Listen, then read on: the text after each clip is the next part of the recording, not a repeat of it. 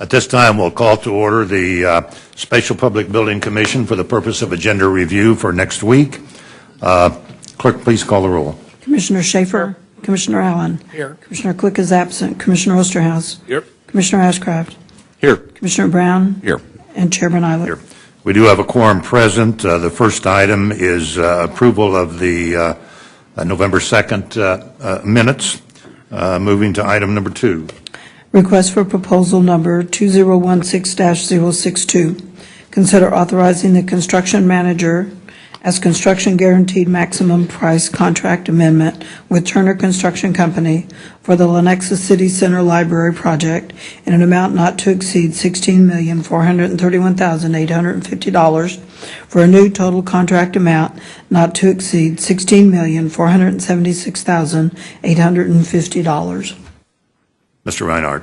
Good morning, Chairman Eilert and Commissioners. I'm Brad Reinhardt with the Facilities Department. The new Lenexa Library Branch project is at a point where we're ready to break ground and begin construction. I have a brief presentation to review with you to talk about specifically the project delivery methodology for this project, an overview of our RFP process, selection process, and the results. We have a couple of new images as a result of the completed design, and we'll go over the schedule very briefly with you as well.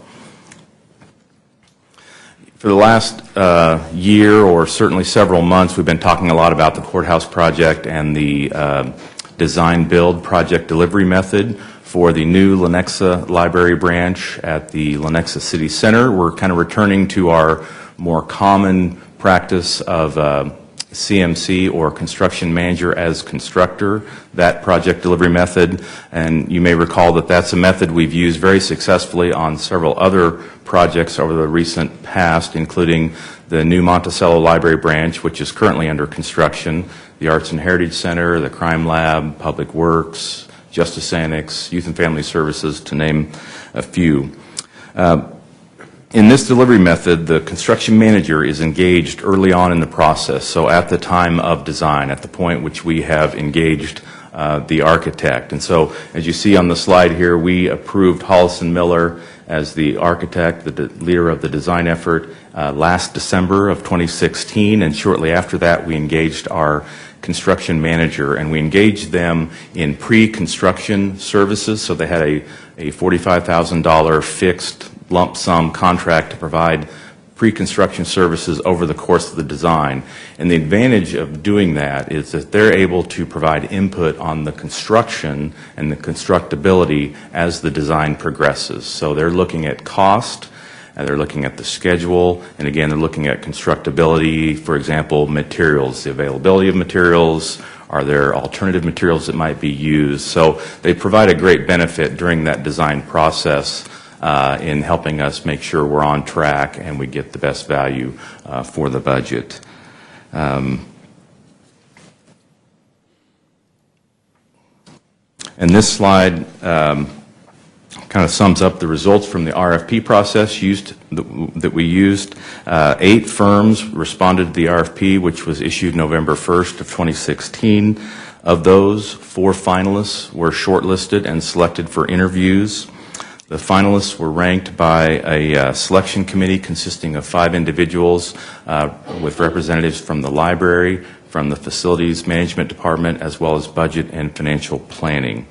The respondents were evaluated based on their project approach, their experience of their key personnel, their past project experience as a firm, and the quality of the work they have done with those past projects, their overall responsiveness, and then the fee proposal was also factored into the evaluation. So after the in-person interviews were concluded, each of the committee members scored the shortlisted firms, and then those scores were then converted to a ranking of 1 through 4 for each committee member, and then all those rankings were added up together. So you see in the column called ranking summation, that's where those ranks were added together. So for example, Turner Construction, our recommended firm, they received 4 first place votes or 4 first place rankings, and they received 1 second place vote as well as the top firm. So they scored a 6. And in this case,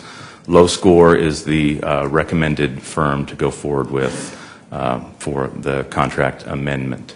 The fee proposals are listed of each of the 4 selected percentages. The fee proposal percentages are listed for each of the 4 shortlisted firms as a percentage of the estimated construction cost. And so Turner Construction finished, they were the second lowest fee proposer for this project. And the fees consist of the pre-construction services that I mentioned. It also consists of the general conditions, the monthly overhead costs that they incur to construct the facility, as well as their contractor's fee, bonds, and insurance. And so I'll pause here on this one. You may have some questions. Mr. Ashcraft. Mr. Reinhardt, on the final ranking on 2 and 3, well, the first 2, the fee proposal is 5.2%, so basically the same. Yes. The third one is 4.2 and then 6.1. So when you say a percentage difference, how much are we approximately? The difference between the lowest fee proposer and Turner was around $160,000, right at $160,000. Okay. Thank you. I mean, I guess I could just put a pencil to it, but yeah, I appreciate that. And maybe before next week, you can educate me a little bit about this, but I appreciate this kind of presentation. It's very helpful. Okay, be glad to. Brad McGow-Gordon's building the Monticello branch, did they bid on this one also, or? They did not. You know, I didn't even think to inquire about that. No, they did not. Oh. They're working on the courthouse. Okay. Thank you. Any other questions? All right. Something else that you needed to share with us, Brad? Just a couple of images or a couple of renderings here, just for your the context here. You know, this is at the Lenexa City Center here, and the library's off to the right there. It's connected to the brand new parking garage that is constructed on the site. City Hall and Public Market is open, as you know, as well as the recreation complex that they've recently completed. So this is going to be a very exciting project and facility. This is an exterior rendering of the completed design. And this is just an interior rendering facing the main entrance. And I will make note that the panels that you see, the vertical panels in there, that's the proposed public art for this project, which will be coming forward to you in November and December for approval. So we do have a rendering that kind of shows how we've worked this into the architecture of the facility. Okay. Any other questions? All right. Well, again, this will remain on action as far as the PBC is concerned. Are there any other items? No, sir. All right. We are adjourned from the PBC agenda review. We will reconvene into open session from our regular business meeting. Mr. Allen, we need an adjustment on the executive session. I would move that the board recess its open meeting and convene in an executive session at approximately 11:25 a.m. for a period of 20 minutes for the purpose of receiving advice of counsel and to preserve the attorney-client privilege, and to reconvene an open session in this room at approximately 11:45 a.m. or thereafter as the executive session may end. Second. Motion's made and seconded to identify the executive session at a different time.